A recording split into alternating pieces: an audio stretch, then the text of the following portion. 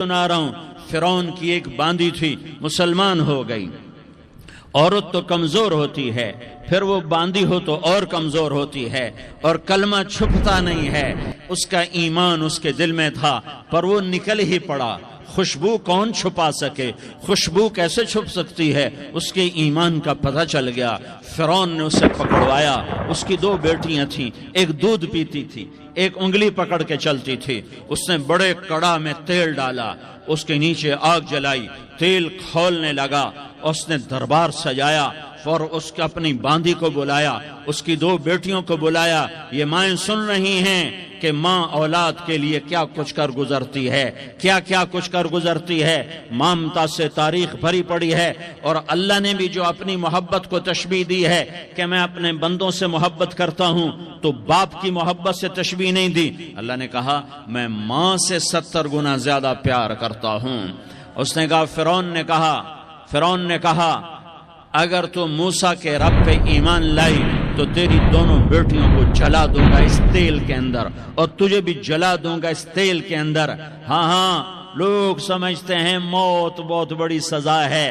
ارے جس نے اللہ کو پا لیا اس کے لیے موت تحفہ ہے۔ وہ دنیا کے دکھوں سے نجات پا گیا اور آخرت کی نعمتوں کا حقدار بن گیا۔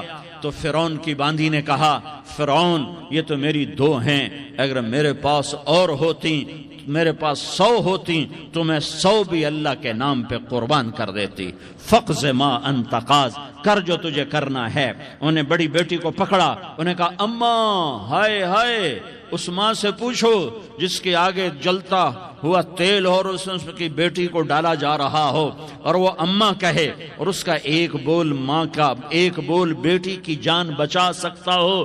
کلمہ کفر کہہ جا، گھر میں جا کے توبہ کر لے، معاف ہو جائے گا، میں قربان جاؤں۔ ایک مقام ایمان کا ایسا آتا ہے کہ قربان ہونا زیادہ محبوب ہو جاتا ہے جان بچانے سے۔ انہوں نے کہا اماں، انہوں نے کہا بیٹی صبر، اللہ کے نام پہ قربان ہو جا۔ ادھر آ ستمگر، ہنر آزمائیں تو تیر آزما، ہم جگر آزمائیں اہ نہ کر لبوں کو سی، عشق ہے دل لگی نہیں، سینے پہ تیر کھائے جا، آگے قدم بڑھائے جا، یا زبان حال سے کہہ دے کہ ہاں ستائے جا۔ ہاں عشق کی آگ ایسے ہی بھڑکتی ہے، شمع ایسے ہی فروزاں ہوتی ہیں، یہ کمکمے تو بجھ جاتے ہیں، لیکن یہ ایمان والے جو شمع جلا گئے یہ آج تک روشن ہیں، جن کی روشنی میں چلنے والوں کو راستہ مل رہا ہے۔ انہیں بڑی بچی کو پکڑا، ٹانگوں سے پکڑ کے یوں ڈالا، وہ ہائے کرتی گئی اور وہ چٹک گئی اور وہ جل گئی اور وہ بھن گئی مچھلی کی طرح، تلی گئی مچھلی کی طرح۔ ماں ہے، اس کا کلیجہ پھٹ گیا، لیکن آنکھوں سے آنسو کا ایک قطرہ نہیں نکلا۔ صبر دیکھنا ہو تو اسے دیکھو، صبر پڑھنے سے نہیں آتا، اسے دیکھو، اسے دیکھو۔ ایک قطرہ نہیں نکلا تو اس نے کلیجہ پھٹ گیا، تو اللہ نے ماں کی آنکھوں سے پردہ ہٹایا اور اس نے دیکھا اپنی بیٹی کی روح کو نکلتے ہوئے۔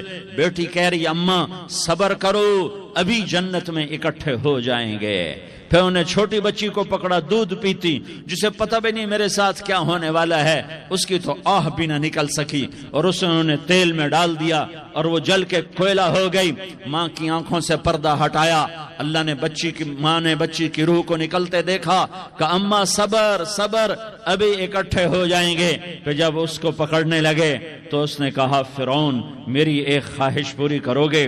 کہ کیا؟ کہ جب مجھے بھی جلا دو تو مجھے اور میری بیٹی کی ہڈیاں باہر نہ پھینکنا، ہمیں کٹھے کہیں دفن کر دینا، کٹھے کہیں دبا دینا۔ فرعون نے کہا ہاں تمہاری یہ خواہش پوری کر دی جائے گی۔ ہاں دنیا میں اللہ فرعونوں کو مہلت دیتا چلا آیا، لیکن فرعونوں کو مار کے دکھایا، نمرودوں کو مہلت دیتا چلا آیا، پھر نمرودوں کو مار کے دکھایا، قارونوں کو مہلت دی، پھر قارونوں کو مار کے دکھایا، پھر جنت اور جہنم کا نظام بنایا۔ پھر ایک دن مجھے بھی کھڑا کرے گا اور تمہیں بھی کھڑا کرے گا، پھر ایک طبقہ جنت کا حقدار بنے گا، ایک طبقہ آگ کا حقدار بنے گا۔ پھینک دیا، جل گئی، ہڈیاں نکل آئیں، انہیں ہڈیوں کو اٹھا کر زمین میں دبا دیا، 2000 سال گزر گئے، میرا نبی دنیا میں موسیٰ علیہ السلام کے 2000 سال بعد آتے ہیں اور آپ معراج پہ چلتے ہیں۔ جب آپ بیت المقدس سے معراج کو اٹھے تو آپ کو زمین سے جنت کی خوشبو آئی، تو آپ نے ارشاد فرمایا جبریل میں جنت کی خوشبو سونگھ رہا ہوں، یہ کہاں سے آ رہی ہے؟ تو آپ نے جبریل نے عرض کی یا رسول اللہ، فرعون کی باندی اپنی بیٹیوں کے ساتھ اپنی ہڈیوں کے ساتھ جس جگہ پر دفن ہے، جس دن اسے دفن کیا گیا تھا اس دن سے آج تک یہ خوشبو آ رہی ہے اور یہ قیامت تک خوشبودار رہے گا۔ یہ زمین کا ٹکڑا کہ یہاں وہ دفن ہے جس نے اللہ کے ساتھ سودا کر لیا۔